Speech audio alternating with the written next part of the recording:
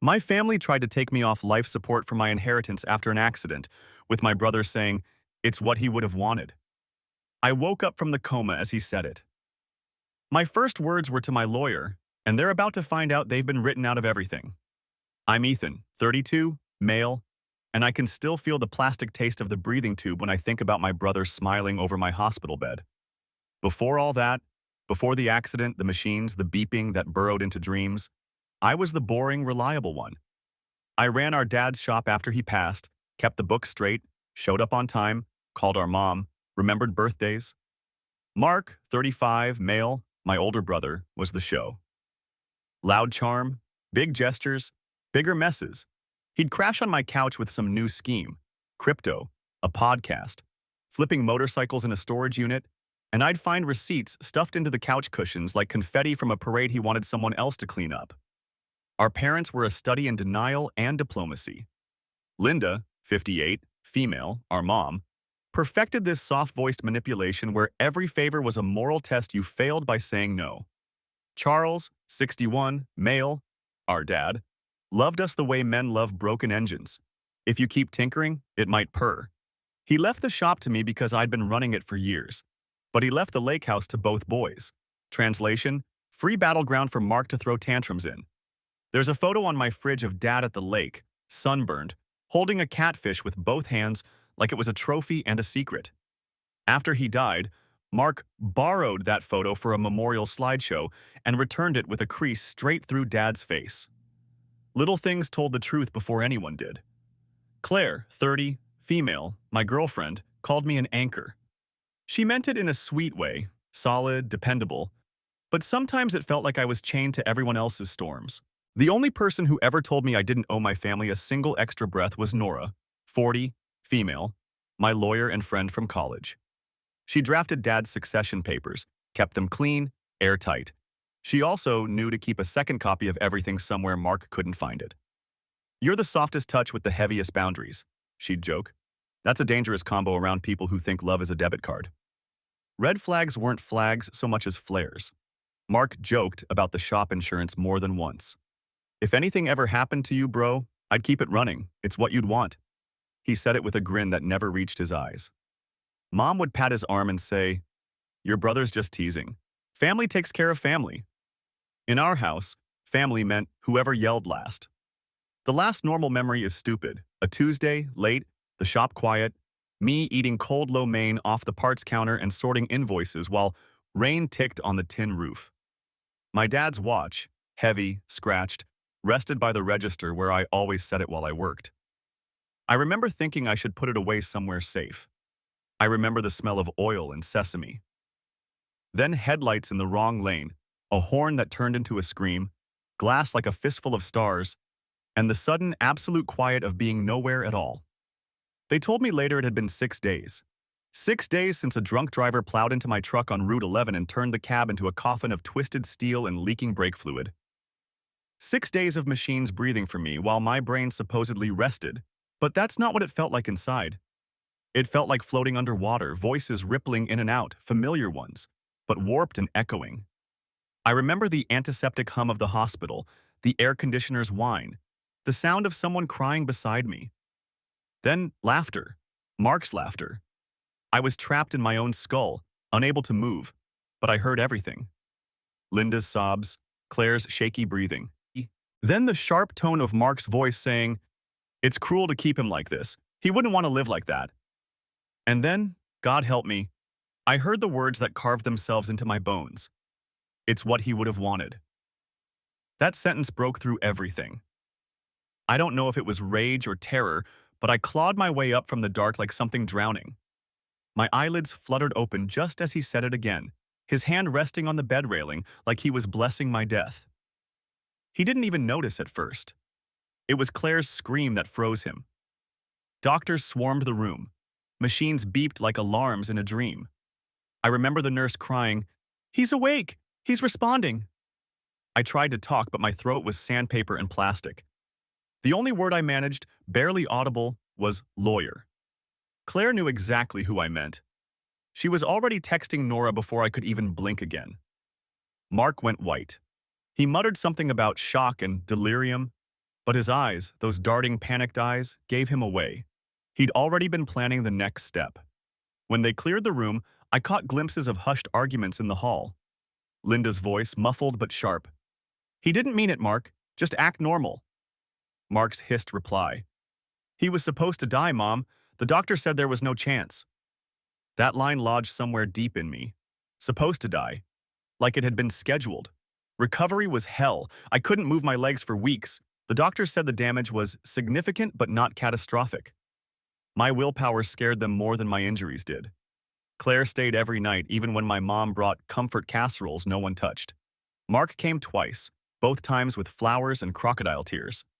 He'd lean in close and whisper, "I'm just glad you're still sort of with us." Sort of. But Nora, God bless that woman, wasn't sort of anything. She visited one afternoon with her hair still wet from the rain, sat beside me, and said quietly, "Ethan, I've already seen what they tried to file."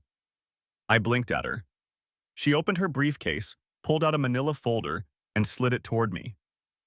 Inside were forms, medical proxies, guardianship papers, and a draft of a petition to liquidate the shop for the family's financial stability. All signed by Mark and Linda. Dated 2 days before I woke up. That was the moment something cold and steady settled into me. Grief, anger, whatever it was, it burned clear. They thought I was gone. They thought they could steal my breath, my work, my father's legacy. They were about to find out I was very much alive. Update. I didn't plan on posting again this soon, but after what happened today, I need to get this out somewhere. A lot of you messaged me after the first post, some calling my brother a monster, others asking how the hell someone even starts to process something like that. Short answer? You don't. You just start breathing again, one shaky inhale at a time, and let the anger keep your lungs moving. It's been 3 weeks since I woke up. The hospital food still tastes like chalk, but my grip's strong enough now to hold a pen. Nora's been handling everything quietly, methodically. She found out Mark had been pushing to get power of attorney transferred for end-of-life decisions the day before the doctors started talking to my mom about organ donation. She showed me the time-stamped emails. He even sent one to the hospital's ethics board, framing it like an act of mercy. "My brother wouldn't want to linger," he wrote. He valued freedom over suffering. The audacity of turning my life into a moral performance piece almost made me laugh. Almost. What really got me, though, were the comments on my last post. A few people said something that stuck. "Don't let them see your fury yet. Let them think you're fragile." That advice? Brilliant. So that's exactly what I'm doing. I smile when Mark visits. I let Mom feed me soup like I'm 6. I even thanked Mark for being so strong through all of this. His face twitched, like he couldn't tell if it was guilt or victory he was supposed to feel. Behind the scenes, Nora's been moving chess pieces. We pulled updated property records, checked Dad's old trust, and sure enough, Mark had forged an amendment. Nothing filed legally, but drafted and slipped into Dad's safe after the funeral. He must have assumed no one would ever open it again. But Nora found the security footage of him doing it. And the best part? The lake house. The one that was supposed to be ours. My dad's will said ownership transferred to both of us if both sons survived him. Survived. Meaning if one of us died, it reverted fully to the other. Mark knew that. That's why he wanted the machines off so fast. I told Nora my first coherent words weren't lawyer for nothing. The papers are ready. New will, new trust, updated power of attorney. Everything that's mine is being locked up tighter than a vault, except one thing. I told her to send Mark and my mom official letters next week. I want to be there when they read them. They won't know it yet, but those envelopes are the first cracks in the floor under their feet. The day they got the letters, it was raining again. The same kind of slow, soaking rain that makes the world feel heavy and metallic. I was finally home, still walking stiffly with a cane, the scars pulling tight when I moved too fast. The shop smelled the same as before the crash. Oil, rubber, faint trace of cigarettes from the old mechanics. For a minute, standing there, I almost felt like the world hadn't broken. Then my phone buzzed. First, a text from Linda. "What are these papers, Ethan? Why would you do this to your family?" Then Mark called. Twice, then again. When I didn't pick up, he showed up in person. He didn't knock. He just shoved the door open and came stomping in, dripping water onto the concrete, waving the letter in his hand like it was a death sentence. His face was blotchy red, eyes wild. "You're really doing this? You're cutting me out? After everything we've been through?" "Everything we've been through." I just leaned against the counter, cane in hand, and said, "You mean after you tried to pull my plug?" He froze, then laughed, a short, sharp sound that had nothing human in it. "You don't understand, man. Mom was losing it. The doctor said you were gone. I was just trying to help her. By selling the shop? By forging Dad's trust?" His jaw flexed. "That's what this is about, huh? Money? Jesus, Ethan, you're acting like I'm some villain in a movie." I looked him dead in the eye. "You are, Mark, and I woke up during your monologue." He exploded, slammed his fists on the counter, knocking over a jar of bolts. They scattered across the floor like shrapnel. "You think you're better than me just because Dad picked you? You always got to be the golden son. Well, guess what? You don't get to erase your family." I didn't move, didn't blink. "I'm not erasing my family. I'm just making sure they can't erase me." He stormed out, slamming the door so hard a wrench fell off the wall. Later that night, Claire came over. She had that quiet look she gets when she's furious but steady. She told me Mark had shown up at her apartment earlier, uninvited, banging on the door, demanding she talk some sense into me. When she refused, he'd shouted, "You think you know him? He's not the saint you think he is. He's been planning this." That's when I realized he was unraveling faster than I expected, and that's exactly what I needed. So I baited the hook. I called him the next morning and told him I was reopening the shop that weekend, throwing a small thank you gathering for everyone who'd supported me during recovery. Told him I wanted him there, front and center. He hesitated, then said, Yeah, okay. Family should stick together." He has no idea Nora will be there too, or that she'll have the recording of his forged signature, the trust amendment, the whole rotten pile ready to be shown, in front of the people who still believe he's some grieving brother. Let him walk into that light himself. Let him drown in the truth he built. Saturday came gray and cold, the kind of weather that feels like a warning. I opened the shop early, cane tapping against the floor, and tried to keep my breathing even. Claire brought donuts. Nora showed up in her sharp black blazer and calm smile that could slice a throat if she wanted it to. She had her laptop, her folder, and a thumb drive in her bag, the kind of quiet confidence that makes you feel like justice might actually be possible. By noon, people started trickling in. A couple of the old guys who used to work with Dad, a few loyal customers, neighbors who'd dropped off casseroles when I came home from the hospital. I didn't tell anyone what was about to happen. I just said I wanted to thank everyone for being there. Then Mark arrived, clean-shaven, forced grin, clutching a cheap bottle of whiskey like it was his ticket into heaven. And right behind him, Linda. My mother, dressed like she was going to church, eyes already wet. "We're just here to make peace," she said. But her voice had that tremor of guilt under the sweetness. Mark hugged me, too tight, too performative, and said loudly, "Glad you're back, bro. Couldn't run the place without you." Everyone smiled politely. He loved an audience. I waited until the small talk died down. Then I turned to the counter, where Nora had quietly set up the laptop and projector. The sound of the hard drive spinning was louder than the chatter. "Before we all toast," I said, "there's something I want to clear up. Some things that came to light while I was out." Mark froze. "Ethan," he said warningly, "this isn't the time." "Oh, it's exactly the time." I hit play. The first file was the hospital recording. Mark's voice, soft and solemn. It's cruel to keep him like this. He wouldn't want to live like that. Then the time-stamped email to the hospital board. Then finally, the security footage from Dad's old office. Mark late at night, opening the safe, slipping in a new document. You could have heard a wrench drop. He lunged for the laptop, shouting, "You set me up!" But Nora was faster, stepping between us like a blade in heels. "Try to touch this and I'll have you charged with tampering with evidence. Again." Linda started crying, hands over her mouth, muttering, "Mark, tell me that's not you." "It's deepfake," he screamed. "He's trying to ruin me." But nobody believed him. The truth sat heavy in the air, undeniable. And then came the sweet part. The letter I'd written myself. I pulled it from my pocket, unfolded it, and read, Effective immediately, Mark Reynolds and Linda Reynolds are hereby disinherited from the estate of Charles Reynolds and from all business interests of Reynolds Automotive. All previous joint ownerships are nullified under evidence of fraud and intent to defraud. Mark's face turned the color of rust. He stepped forward, shaking. You can't do this. You think you can just erase me from Dad's legacy? I looked him dead in the eye. No, Mark, you did that yourself. He snapped then, grabbed the whiskey bottle and hurled it against the wall. Glass exploded. People screamed, and for a split second I thought he might actually hit me. But he didn't. He just stood there, shaking, chest heaving, tears cutting down his face. Nora quietly called the police. When they arrived, Mark was outside shouting to anyone who'd listen about betrayal and conspiracies, while Linda begged them not to press charges. He's just emotional. I stood in the doorway of my father's shop, cane in hand, and felt, finally, still. It wasn't joy. It wasn't even revenge. It was the hollow, steady quiet that comes after a storm you thought would kill you, realizing you survived it instead. But the funny thing about storms?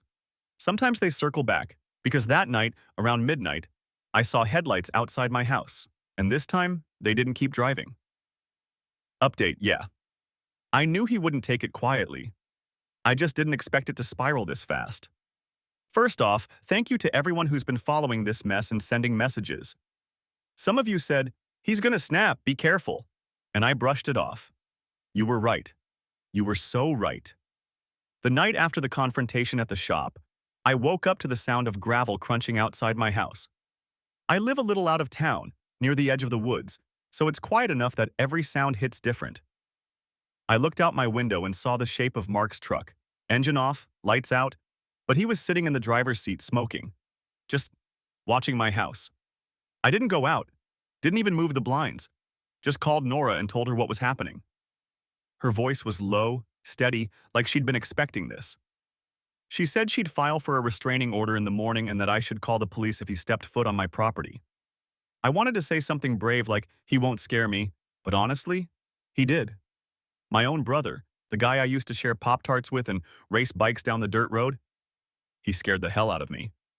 Around 2 a.m., he finally drove off. The next morning, Claire found my tires slashed. Every single one. She took photos before I even got outside. Then she noticed it. The catfish photo from my fridge, the one of Dad at the lake, lying shredded on the porch like a warning. Nora sent everything to the police. They brought Mark in for questioning that afternoon. He played the same tired act. I was just driving by trying to talk to my brother. He's paranoid. But they found glass in the bed of his truck that matched the whiskey bottle he smashed in my shop. That's when things started turning. And Mom? She's been calling nonstop, crying, saying I went too far and that Mark's just sick right now. I almost felt bad for her, until I remembered she signed those papers too. The ones that would have had me buried while the ink was still drying. But here's where it gets strange. After the cops took Mark in, Nora got a call from her contact at the county clerk's office. Someone, using Mom's name, had tried to access Dad's original estate file that same morning. The one locked under restricted access, meaning they're still trying to find a loophole, even after everything. So yeah, this isn't over, but it's close. Nora says once the restraining order's in place and the new filings go through, there won't be a single legal thread left they can pull. As for me, I'm sleeping with the lights on and a bat by the door. Not because I'm scared anymore, but because I want to be awake when they finally realize I'm not the one they should have tried to bury. The restraining order came through on a Thursday morning. The same day the first snow started falling, thin, slow flakes that made the world look softer than it really was. I was in the kitchen when the email from Nora came in. It's official. He can't come within 500 feet of you, the shop, or Claire. Police have copies. I just stared at the screen for a long time. You'd think I'd feel relieved, but what I felt was hollow. Because I knew Mark wasn't the kind of person you could legally contain. The restraining order was a fence drawn in pencil around a wildfire. Still, I tried to live normally. Claire stayed over most nights, making pancakes in the mornings, pretending things were fine. We laughed sometimes even. But the quiet between us was full of listening. Listening for tires, footsteps, the sound of the past trying to claw back in. It didn't take long. 3 days later, my shop alarm went off at 2:47 a.m. I drove there faster than I should have, heart hammering against the seatbelt. When I got there, the back door was hanging open. Inside, someone had smashed every framed photo. Dad's fishing picture, the old staff photos, even the one of me and Mark as kids in the garage, covered in grease, smiling like idiots. The walls were lined with glass and paper snow. On the workbench was a note. Just 2 words, in black marker. You first. I didn't have to see the handwriting to know. The police came, took photos, wrote it up as property damage with implied threat. They asked if I thought it was my brother. I said yes. They said they'd look into it. The same hollow script everyone uses when they don't want to admit you're on your own. Nora was furious. She came down the next morning with 2 officers, reviewed the footage from the security camera we'd hidden above the side door. Sure enough, Mark, hoodie up, face turned just enough to be obvious. They arrested him that afternoon. I thought maybe that was it. That maybe this was the point where it all finally stopped. But Linda showed up that evening. She didn't knock, just stood on my porch in the freezing air, coat half buttoned, eyes swollen. She said, "You've destroyed your brother, Ethan. He's not well. You should have handled this privately." I told her I tried to handle it privately, until they tried to handle my death. She flinched, but didn't leave. "He was desperate," she whispered. "He thought Dad wanted it fair. He thought you'd forgive him." Forgive him. I looked her dead in the eyes and said, "Tell Mark this. Dad left the shop to the son who could keep it running. He didn't mean business, he meant integrity. You both forgot what that meant." Her eyes filled, and she said something I'll never forget. "You're not my son anymore." Then she turned and walked away. The silence after she left felt heavier than the wreck ever did. Later that night, Nora called. Mark was out on bail. Mom posted it. She told me not to panic, that new charges were coming, that we'd press forward. But I could hear it in her voice. The weariness, the awareness that this wasn't over. So I sat up the rest of the night at my window, staring out into the snow. The same way I used to stare into the darkness after the crash, waiting for life to start again. Only now, I realized, it already had. Just not the life they expected me to live. And when I finally turned off the light, I knew what had to happen next. I wasn't going to hide anymore. If they wanted to see what I'd become, the man they tried to kill, they were about to get the full picture. The next morning, I woke up with a clarity I hadn't felt since before the accident. The kind of calm that comes when you've already lost everything you thought mattered and realized you're still standing. Nora came by early. She looked exhausted, eyes red from a night of paperwork and phone calls. "We have the arraignment next week," she said, setting her briefcase on the counter. "If we present the footage, the forged documents, and the hospital correspondence, it's airtight. Mark's going down." I just nodded, sipping burnt coffee. "Not if Mom keeps covering for him." Nora exhaled. "She's already been named as a cooperating party. The DA's office is considering charges if she keeps interfering." That was when the idea hit me. Not revenge, closure. A full stop to the madness they built. I asked Nora if it was legal to host a public reading of Dad's original will and my updated one. She raised an eyebrow, then smirked. "Petty and poetic, I like it." We scheduled it for Sunday at the lake house, the same one that had been ours before everything. I hadn't been there since the funeral. The dock had gone gray, the water low.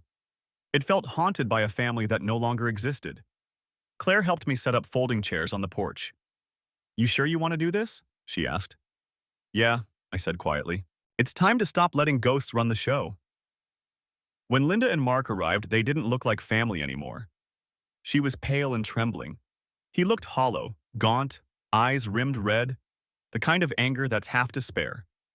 "This is ridiculous," he said. "You can't just sit down," I told him. Nora began reading.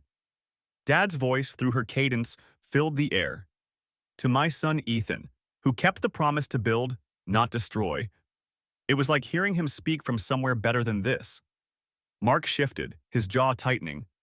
When Nora read the clause about joint ownership, "If both sons survive me," she paused. Everyone knew what it meant. Then she read my updated documents, line by line. Everything stripped from Mark and Linda. Every asset locked away in trusts they could never touch. The lake house, the shop, even Dad's old fishing gear, donated to a local youth program in his name. When she finished, the silence was sharp. Mark stood up slowly. You think this makes you the hero? You're just like him. Cold, sanctimonious, pretending you're better than everyone. I stood leaning on my cane. No, Mark, I'm just alive. And that's what you couldn't stand. He took a step forward. Nora subtly shifted between us. Claire reached for her phone. For a second, I thought he'd swing. Instead, he just broke. His voice cracked. You were supposed to be gone, he whispered. You were supposed to let me fix it. I don't know why, but I felt pity then. Raw, small, honest. You can't fix what you tried to destroy, Mark. He turned and left, shoulders shaking. Linda hesitated in the doorway, then followed. She didn't look back. When their car disappeared down the road, Nora packed up the papers. Claire slipped her hand into mine. The lake was still, the sky bruised and pink. I took Dad's old watch from my pocket and held it in the light. It had stopped the day of the crash, 9:47 p.m. I'd thought about fixing it for months, but now, staring at it, I realized I didn't need to. It was a reminder of where everything ended and where I started again. As the sun set over the water, I whispered, it's what I wanted. Not wealth, not vengeance, just peace, and the knowledge that they'd never again mistake my silence for weakness.